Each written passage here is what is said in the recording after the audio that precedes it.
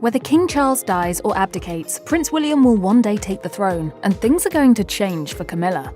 When Queen Elizabeth died on September 8, 2022, the Prince of Wales became King Charles III, and his wife Camilla became Queen Consort. While Camilla's royal title had been up in the air for years leading up to Charles's ascension, in February 2022, King Charles has confirmed he will abdicate on December 7, 2025, ending his short reign and passing the crown to his eldest son, Prince William.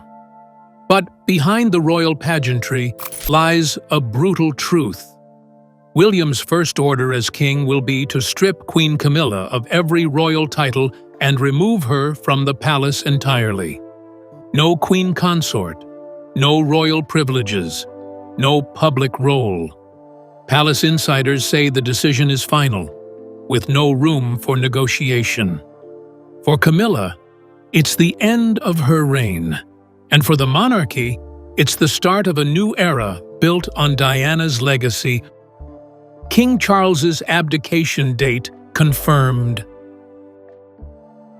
The announcement from Buckingham Palace landed with a mix of formality and quiet shock. King Charles III will abdicate on 7 December 2025, ending a reign that began only in September 2022. Officially, the move is explained as a decision rooted in health and legacy, a graceful handover, while Charles can still guide events. But palace insiders speak of another layer, a desire to pass the crown to Prince William before the monarchy risks losing relevance with younger generations. This is not the chaotic abdication of Edward VIII in 1936, but it is still a moment that will change the royal family's course for decades. The timeline has already been set in motion. Senior aides are working on the grandest coronation seen in over 70 years. A ceremony that will blend centuries-old tradition with William's vision for a modern monarchy. Plans include a 3-day celebration with events at Westminster Abbey, a military parade through the Mall, and a televised concert in Hyde Park. Every detail is intended to speak both to Britain's history and its present, sending a message that the crown can adapt to the demands of 2026 and beyond. It is a balancing act, honoring what came before while proving the monarchy is not trapped in the past. For Queen Camilla, the date is deeply unsettling. Friends say she had quietly expected at least another 5 years in her role, time to strengthen her influence and leave a permanent mark on the institution. Instead, the 7 December deadline cuts short her most powerful chapter. In private conversations, she has described the coming months as a closing in, the slow narrowing of her authority as William's team takes a more prominent role in day-to-day decisions. It is a transition not just in title, but in atmosphere, as the palace begins to orient itself toward the future king. Charles himself appears to have accepted the inevitability of this path. Those close to him say he sees abdication as the responsible choice, stepping aside while able to control the story. Yet, they also acknowledge the personal cost, a sense that years of work to shape the monarchy in his own image will now be dismantled or altered. Still, Charles is determined to leave on his terms. The 7 December 2025 date will be etched into the history books as the day he chose to hand the crown to his eldest son, not as the day it was taken from him. With 7 December 2025 set in stone, Charles and Camilla have entered a unique phase, still sovereigns in name, but already preparing to leave the stage. Every public appearance is now framed as a final moment. The last state visit, the last investiture, the last Remembrance Sunday as king and queen. Yet, beneath the formal smiles, the palace air is cooling. Subtle signs, a clipped remark, a meeting left early, point to tension between Camilla's circle and William's team. The farewell tour is underway, but it is not entirely warm. The final days of Charles and Camilla's reign. In the weeks leading up to the 7 December 2025 abdication, Charles and Camilla have been making their way through a carefully planned farewell schedule. They have opened new hospital wings in Manchester, attended regimental ceremonies in Cardiff, and visited community projects in Belfast. Photographs show them smiling together, accepting flowers from children, and shaking hands with dignitaries. To the public, it looks like a unified exit. Behind the scenes, however, palace staff describe a growing chill in the relationship between Camilla and William's inner circle. The tension is polite, but unmistakable. Camilla is using these final months to lobby for her future role. She has asked to retain influence over certain patronages, particularly those connected to literacy and domestic abuse prevention. She has also requested the continuation of some ceremonial duties, arguing that her experience would benefit the monarchy even after Charles steps down. But William's advisors, meeting regularly at Kensington Palace, have dismissed these proposals as incompatible with the streamlined model planned for 2026. In their view, the handover must be complete. No half measures, no lingering overlaps. Meanwhile, William is deep in preparation for his reign. His team includes veteran courtiers and modern media strategists tasked with crafting the first 100 days of the new monarchy. These discussions cover everything from cost-cutting to reshaping the royal diary to fit a more public-focused model. Notably, Camilla's name rarely comes up in these meetings. It is not a matter of oversight.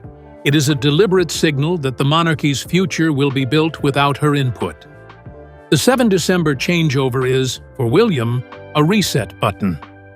Charles has tried to mediate, urging his son to consider a softer approach toward Camilla.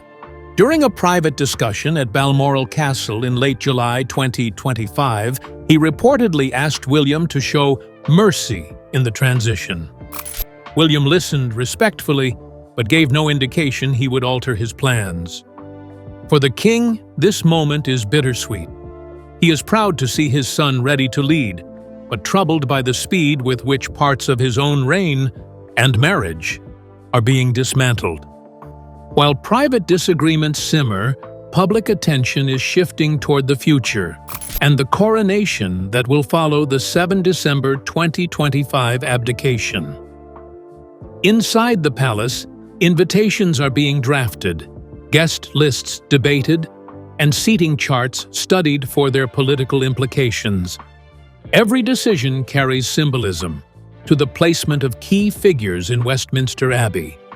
The coronation will not just install a new king, it will announce a new way of being royal. And for William, that announcement must be unmistakable. William's coronation. The coronation of King William V will take place in spring 2026, a few months after the 7 December 2025 abdication. From the start, William has made it clear that the event must honor tradition while reflecting a monarchy in tune with the present. The centuries-old rituals of Westminster Abbey will remain, but some of the pageantry will be scaled back. There will be fewer golden carriages and more emphasis on public participation, both in person and through global live broadcasts. It will be a royal event for the digital age. Historians are already framing this moment alongside other great turning points. The comparison to Edward VIII's 1936 abdication is inevitable. But this time, the narrative is not about scandal or exile. It is about deliberate renewal. Charles is stepping aside on his own terms, handing the throne to a son who has been preparing for this role his entire life. For William, the coronation will be the first test of his ability to marry royal dignity with modern accessibility. The guest list will be as much a political statement as a ceremonial necessity. Alongside the leaders of the Commonwealth and major world powers will be figures from humanitarian and environmental causes, William's personal passions. There will also be friends and associates of Princess Diana, a subtle but powerful tribute woven into the proceedings.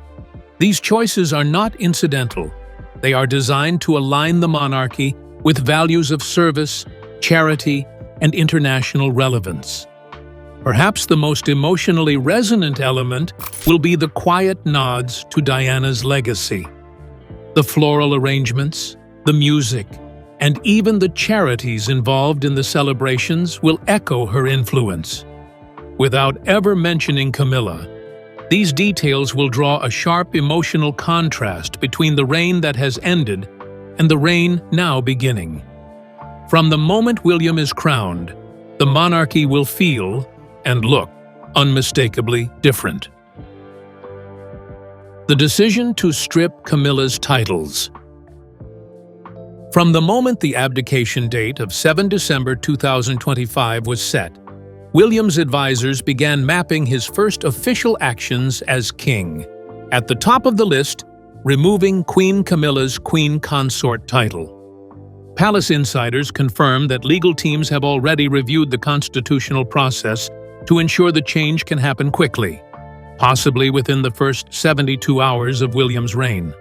The reasoning is strategic.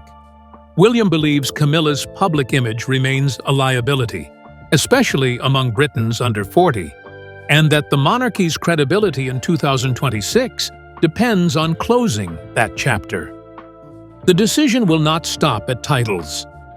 Camilla will also be stripped of every honorary position granted during Charles's reign, including ceremonial colonelcies and patronages. Even her children and step-grandchildren will lose any honorary connections to the crown. For William's team, it is a clean break, no lingering overlaps between the old era and the new. Courtiers quietly compare the move to the restructuring led by Queen Elizabeth II in 1952, though they note this is far more personal in nature. The plan is being guarded closely until after the abdication. William reportedly wants the announcement to come directly from him, ensuring it is seen as his own decision rather than the work of advisors. It is a calculated risk. The move will draw praise from those who see it as bold, but criticism from Camilla's loyalists. For William, it is the ultimate test of leadership, acting decisively in the first week of his reign to set the tone for the years ahead. For Camilla, the change represents a sudden fall from the pinnacle of royal life. Friends say she feels unacknowledged for the years she stood beside Charles, especially during the demanding early months after Queen Elizabeth II's death in September 2022. Yet she also knows William's mind is unlikely to change. Once the crown passes to him on the 7th December, her influence will vanish overnight, leaving her to decide how or whether to remain in the public eye. Before the public hears of the title removal, William plans to meet Camilla in person. The location will be chosen for privacy, perhaps Clarence House, where she still lives, or a secured room in Kensington Palace. It will be their first significant conversation since Charles announced the abdication. The purpose will be clear: to thank her for her service, but to tell her directly that her role is ending. Those who know both say this private exchange will be one of the most tense moments in the entire succession process. Private meeting between William and Camilla. The private meeting is expected to happen in the final days of December 2025, after the 7 December abdication and before the new year. It will be arranged quietly, with only a handful of aides aware of the time and place. Sources suggest Clarence House is the likely location, as it still reflects Camilla's personal touch and is familiar ground. William's intention is to make the conversation formal, respectful, but unambiguous. There will be no space for misunderstanding about the decisions he has made. William will come prepared with clear talking points. First, gratitude for her public service and her support to Charles during his reign. Second, acknowledgement of her charitable work since 2005, when she officially joined the royal family. Third, the core message that in 2026, the monarchy must streamline and look forward, not back. She will keep a comfortable private allowance, negotiated by Charles before 7 December, but her official titles and privileges will be removed. Camilla's reaction is harder to predict. Friends believe she will defend her record, pointing to her transformation from a controversial figure in the 1990s to a respected royal in the 2010s. She may argue that removing her titles risks reigniting tensions from the Diana years, undoing decades of careful rehabilitation. Yet the power dynamic is fixed. William will listen, but this meeting is not a negotiation. It is the delivery of a final decision.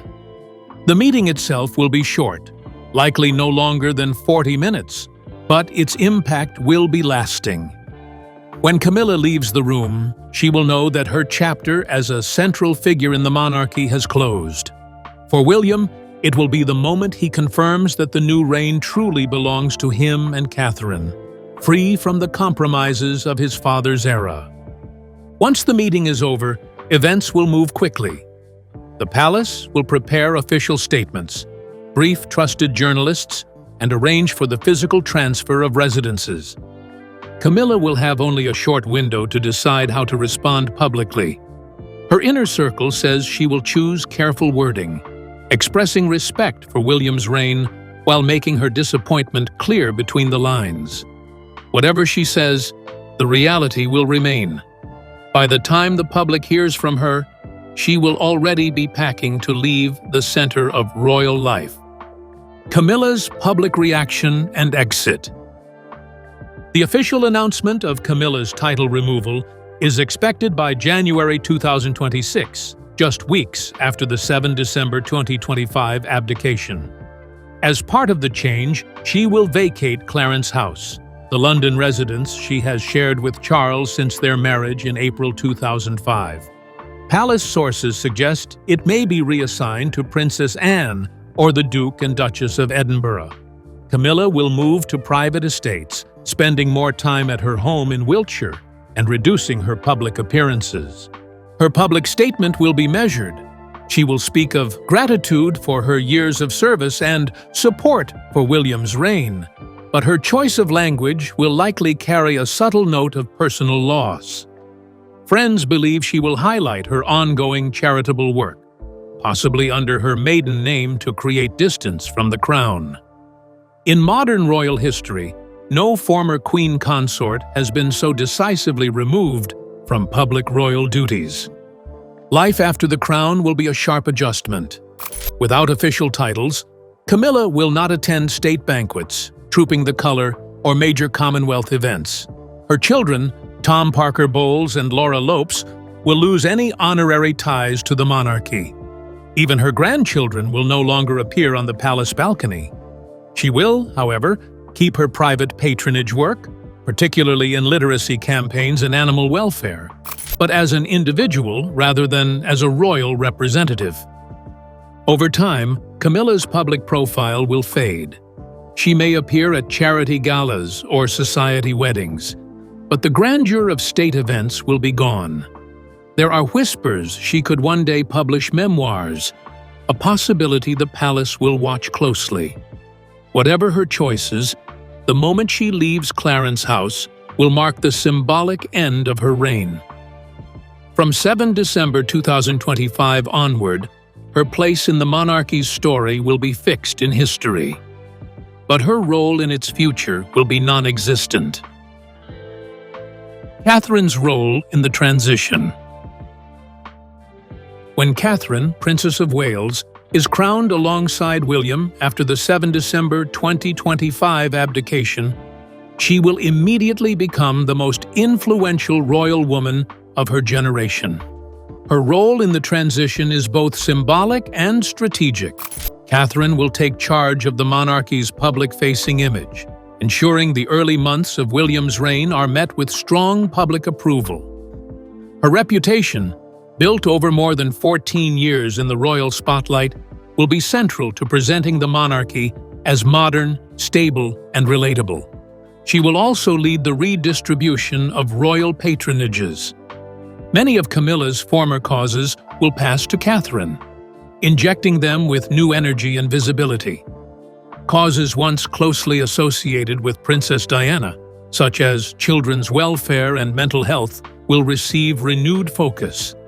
This deliberate overlap ties Catherine's work to Diana's legacy, creating an emotional bridge between the public's fondest royal memories and the new reign.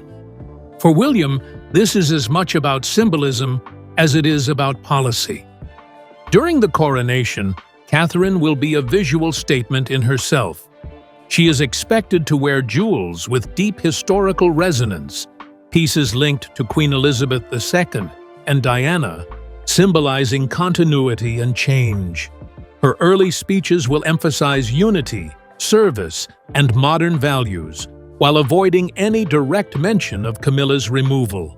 This quiet omission will allow her to rise without appearing to push anyone else down, keeping the focus firmly on the future. In 2026 and beyond, Catherine will be one of the monarchy's most visible figures. From hospital visits in London to community events in rural Scotland, she will represent the crown in a way that blends formality with approachability. Her ability to connect with people across ages and backgrounds, whether speaking with a 6-year-old school child or a 96-year-old veteran, will be essential to maintaining goodwill as William implements his reforms. While Catherine's steady hand works to secure the new reign's popularity, the public and media will be forming their own verdicts. The removal of Camilla's titles, the nods to Diana, and the leaner coronation will all generate headlines. Supporters will see these changes as bold. Critics will question the motives. Internationally, the monarchy's relevance will be debated with fresh intensity. In this environment, William and Catherine must control the narrative, ensuring their message of renewal is louder than any distraction. Public and media response. In the weeks following 7 December 2025, British newspapers will frame William's first moves as a reset moment. Polling is expected to show public approval for William and Catherine surpassing 75%, with especially strong numbers among those under 40. Television debates will frame the removal of Camilla's titles as decisive leadership, even if it draws some criticism from her supporters. For many, it will confirm that William intends to lead without compromise. International reaction will be mixed. American media will highlight the Diana connection, often contrasting Catherine's role with Camilla's departure. In the Commonwealth, reactions will hinge on whether the coronation's modern elements feel genuine or cosmetic. In Australia, Canada, and New Zealand, temporary boosts in royal approval are possible, but so are louder calls for Republican referendums. The stakes for William's early public diplomacy will be high. Social media will light up instantly. Catherine's coronation appearance and her first speech as queen will trend globally within hours. Supporters will push hashtags like #NewEraMonarchy and #Queen Catherine, while Camilla loyalists may rally behind #Stand by Camilla. The digital conversation will be fast, passionate, and deeply divided. In this space, perception can shift in minutes, and the palace communications team will work around the clock to keep William and Catherine's image strong. Managing this response will be as critical as the reforms themselves. Palace officials know the honeymoon period with the press rarely lasts longer than 18 months. William's challenge will be to lock in lasting structural changes before the headlines move on. In this way, the media reaction will not just reflect the new reign, it will shape its success. Even as the cameras remain fixed on William and Catherine, Camilla will begin her life outside the monarchy.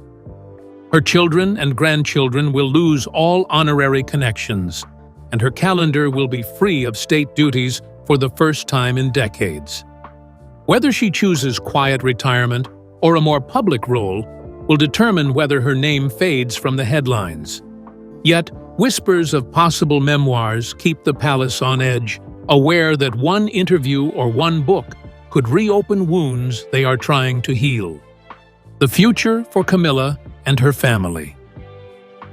After 7 December 2025, Camilla will have no formal role in state occasions.